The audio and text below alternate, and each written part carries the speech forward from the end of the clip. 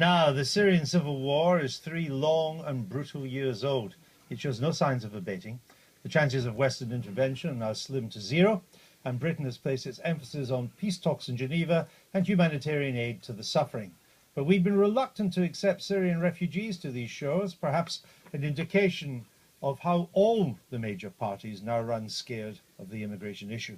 But under pressure from Labour, Lib Dems and some Tory backbenchers, the government has agreed to take in several hundred of the most vulnerable, though how it will choose from the millions caught up in the world's biggest humanitarian crisis is not yet clear.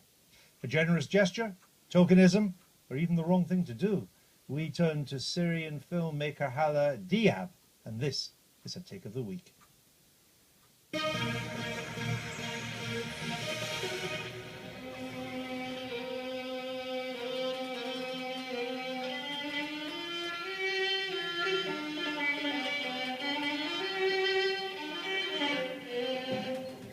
This week, David Cameron said the UK will act with the greatest urgency in offering the most needy people in the Syrian refugee camp home in our country.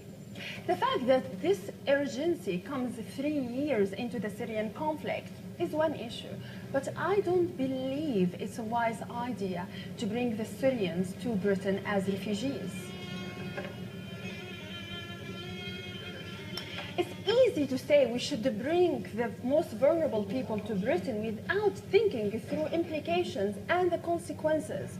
Who will help the Syrian refugees go through the cultural barrier? Who will help them learn English? It would be much better for them to stay in neighboring countries that are close to Syria culturally and demographically, like United Arab Emirates, Jordan, Egypt, Saudi Arabia, and Lebanon.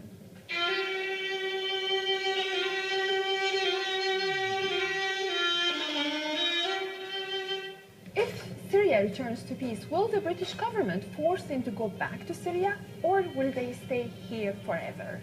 As a British taxpayer, will I be requested to subsidize for a new Syrian population in this country?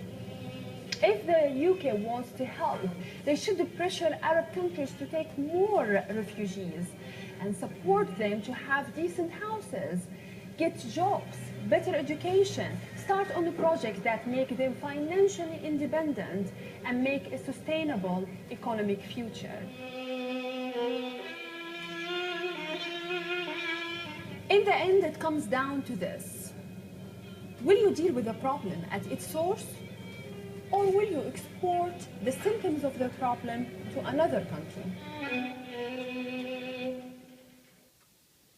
And from the a sham Syrian restaurant on the Edgware Road to our own little restaurant here in the heart of Westminster. Welcome to the programme. Put aside the numbers, and they could be dismissed as irrelevant or tokenism. I'm surprised that you don't think we should take in refugees from Syria who are living in the most appalling conditions. I mean, you say they should go to Saudi Arabia. Secular Syrians couldn't go to Saudi Arabia. Jordan's already full of refugees. And Egypt's in no condition to take anybody. It could be on the brink of its own civil war.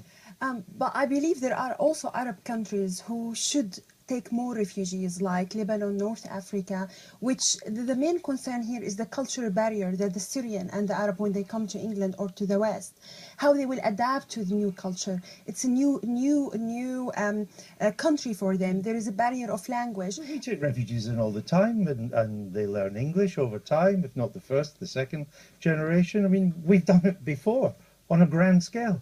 Yeah, but I mean, here the situation of the Syrian people is very different and peculiar given what's happening in Syria. These people are already traumatized. They feel they have been deported, or they left their own countries. They've been displaced. And they are displaced, and they are living in a very inferior situation, especially in Arab countries, and alienating them more into a Western country which doesn't speak the same language, whereas the culture is different, will alienate them more, and they will be more traumatized. Argument for not taking German Jews in the 1930s who were fleeing the Nazis. They didn't speak English. Yeah, but there are Arab countries which it's closer to Syria, and people feel more home in these Arab countries, which should host these Syrian refugees. Syria for years have hosted Iraqi refugees, Palestinian refugees, Algerian refugees, and it's time for the Arab countries to pay back to Syrian people. Would you like to live in Saudi Arabia? If I was in the situation of the Syrian refugees, I would prefer to stay in more Arab countries, in more Muslim countries. That's Not drive a car, not dress the way you're dressed? No rights? But now there are Syrian people in the refugees camp who are living in a very miserable situation, and you can't be choosy and picky when you have such a situation. What do you make of this, Diane? Well, I take the point that generally refugees are better close to their country of origin, as long as they're not stuck in ghastly camps like the Palestinians in Jordan for generations.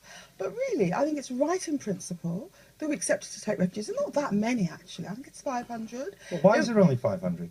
Well, I think that was the least I think the government was reluctant. You think that's the most, you mean? Yeah, that's the most they So the point I made in my introduction, the immigration issue is now so toxic that the Labour opposition feels it can say, let's have some Syrian refugees, but at least let's start with only 500. I think that's right. But it's, as I say, it's a victory for the House, because it was Tory backbenchers, actually, that started on this issue. They get the government to turn along with Labour and Lib Dem pressure. Exactly. So it's a victory for the House of Commons, and I'm always keen on victories for the House of Commons. But just to say, I'm from Hackney. Hackney has been taking in traumatised refugees for a century, you know, including the Jews that fled from the Tsarist army. So, yeah, we But know how to do it. there is another fear, actually, which I fear, and many Syrians and Arab maybe have the same problem, is more regulations, migration regulation to be given to Syrian refugees. More Syrians will leave out of Syria. So we will have more Syrian leaving Syria. And then gradually, Syrian cause will vanish. No. Like and this is what happened in Afghanistan and in Iraq and in Somalia. Didn't happen Many in Palestine.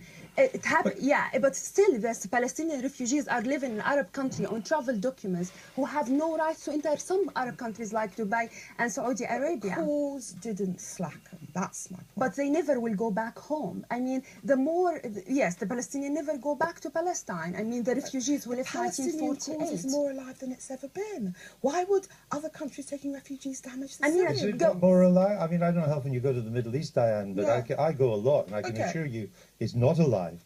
People are now obsessed with this Sunni-Shia civil war that has engulfed Syria, taking in Lebanon, now taking in Iraq as well, and is the main obsession of the Gulf states. When I go there, they're not asking me about the Palestinians. They're asking about what will America do about Iran? When will the Israelis And attack? maybe there are cases of Syrian refugees who have very medical circumstances, and they lost their limbs, and they should come to England, and then maybe Oh, you think some this should is- come? Yeah, the very serious medical situation. But That's we all we're should saying. make sure they go back to Syria. That's up to Otherwise, them in the end, is it not? Yeah, If you invite people in but- as refugees, in the end, they have a decision to stay here, become citizens. but if you give or they can go options to back home. Syrians to stay in the West or stay in Syria, I mean, they will leave, and then Syria will end up like a battlefield. Well, of it is a warring battle. I've got parties. news, Hala. It is a battlefield. I